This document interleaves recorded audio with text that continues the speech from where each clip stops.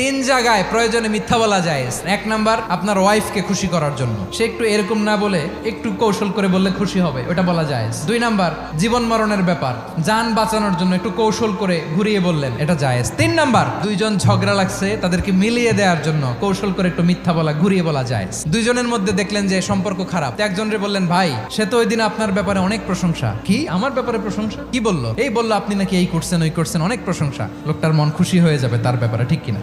আবার তার সাথে যার ঝগড়া, ওরে যে বলুন, ভাই ওই দিন তো সে আপনার অনেক অ্যাপ্রিসিয়েশন করলো, অনেক, সে তো অবাক, কি রে বলে কি? এই যে দুইজনের ব্যাপারে দুইজনের একটু ভালো ভালো কথা বলে দিচ্ছেন, একদিন দেখবেন রাস্তা দিয়ে হাঁটার সময় একে অপরকে সালাম দিয়ে ফেলছে, সালাম দিয়ে বুকে জড়ায় ধরছে, আছে না নাই?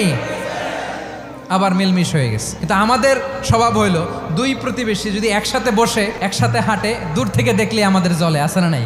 ঘটনা কি? এই দুইটার মধ্যে এত মিল কে? এই দুইটার মধ্যে গিরিঙ্গি লাগানো যায় কিভাবে? আল্লাহর কাছে তওবা করেন, এই মানসিকতার যেন আমরা না হয়, আমরা মিলিয়ে দিব।